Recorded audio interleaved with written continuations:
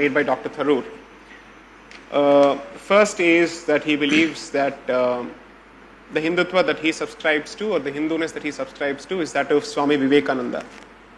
I'm actually happy you said that, because while Swami Vivekananda was happy to speak of universalism and universal brotherhood from the podium of the Parliament of Religions in Chicago, he was very, very clear that universalism cannot come at the expense of pixelation of history, and certainly specific disagreements, theological disagreements, which resulted in constant practice of exactly this value called toleration, this civilizing, condescending virtue called toleration, which was resulting in the proselytization of Indians en masse.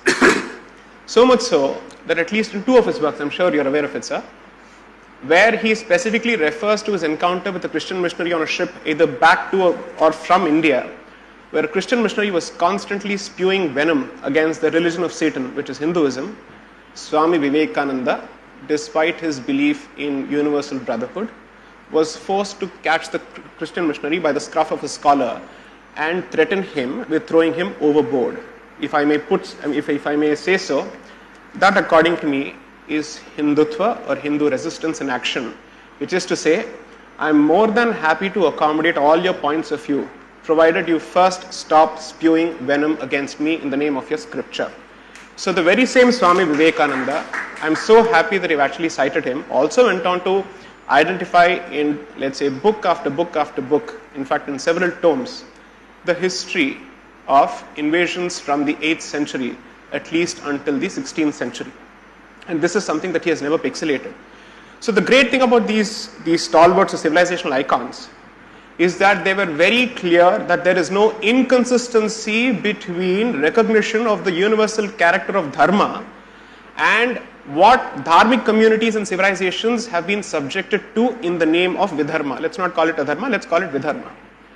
This is something that is starkly missing, and that's exactly what I've pointed in my book, which is to say that there is a filter called coloniality or colonial consciousness, which actively prevents this particular country, and specifically the majority of this country, from accessing specific aspects of its past and putting it in deep slumber in the name of secularism. Because just as you have a problem with, let's say, the concept of tolerance, so to speak, European history, and I'm absolutely sure you're aware of this, is specifically clear about the Christian origins and Christian nature of secularism itself. Such being the case, I think when this particular community stands up and says, I've had enough of secularism and I've had enough of this inclusivity that is specifically telling me forget everything, you keep citing Dalits, you keep citing everybody else, but you don't wish to talk about the treatment of Kashmiri Hindus and the specific causes behind it. You don't wish to talk about what exactly has happened in Bengal immediately after elections from the 2nd of May. You don't wish to talk about, let's say, certain pockets being created in Assam in the name of religion, dare I say. You don't wish to talk about what is, according to me, the longest running insurgency in this country, which is the creation of a crown colony in the northeast, and therefore there is Nagalim for something. Please Google up what they specifically are fighting for. It's Nagalim for, and a religious figure is specifically mentioned. With all these insurgencies going on, surprisingly, it is the Hindu who is the constant subject of scrutiny, whereas everybody else is spared scrutiny and the rod. So therefore the point is, the Hindu has proved herself, not himself, herself, because Sabrimala, herself, to be more than open to reform in every possible way, because way before untouchability was abolished under Article 17 of the Constitution, the temple entry movement was initiated by the Maharaja of Travancore in 1936. That was already done. So several people, inward-looking people, were more than happy, if at all the Dharma Shastras warranted it, they were more than happy to say, we have to move on.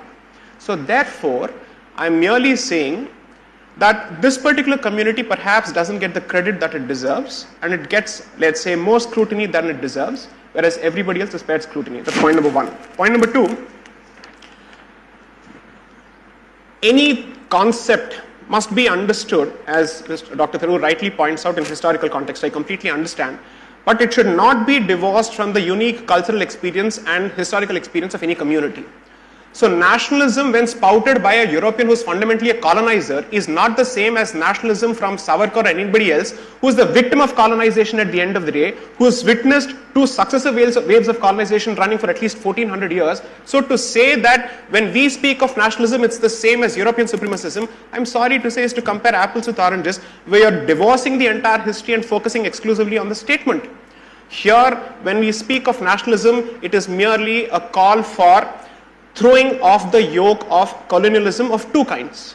Therefore, this should not be compared with Europeans for the simple reason that you're comparing the victim with the oppressor and the aggressor. That, according to me, there couldn't have been a greater insult to a victimized and a colonized community. That's point number two. And I'll just make one more point, which is Constitution. Of course, it's a fine document, it's a great document, it must be worshipped. Yes, I get all of that. But the point is, Dr. Ambedkar, after having crafted this constitution, during the Nehruvian dispensation, rues the fact that he actually created this constitution because he was seeing it distorted under the Nehruvian dispensation, and he says very clearly that I regret the day that I was given this particular task of having to draft this particular document, because now I realize that a terrible piece of document can be used for the betterment of the people in the hands of good people, but a fantastic piece of document and legal document can be completely misused in the hands of scoundrels.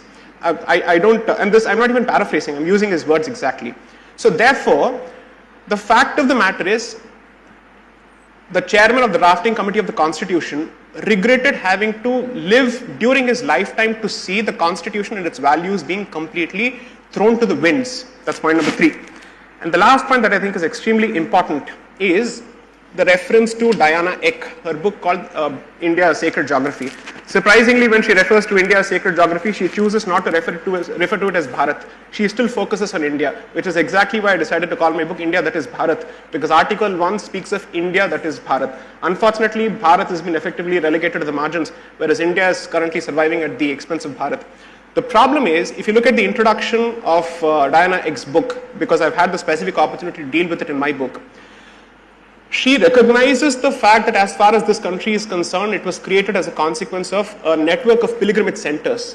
And therefore, there's a triple matrix of nature, culture, faith, epistemology, and patriotism coming together to create this entity called Bharat. But there again, she says, but Hindu nationalism, no. So the problem is, it's surprising that she regurgitates the very same scholarship of Radhakumar Mukherjee of 1914. She comes out with the very same scholarship on sacred geography of Jadunath Sarkar, of R.C. Majumdar. But we are more than happy to cite a foreign scholar by the name Diana Eck as opposed to Radhakumar Mukherjee, Jadunath Sarkar or R.C. Majumdar, which according to me is proof of coloniality or colonial consciousness, so to speak, that we still seek the validation of someone sitting in Harvard. So it has to be someone of Indian origin educated abroad, or it has to be preferably a Westerner who's educated abroad, all of them telling us, of course you're great, you have our validation, you have our blessings. So that's exactly why I said, perhaps we should have, let's say, a face-off as far as India, that is Bharat, and the Battle of Belonging is concerned, simply because Diana Eck represents everything that is wrong with Western academia. She, according to me, represents what's happening on the September 11th, which is dismantling Global Hindutva Conference.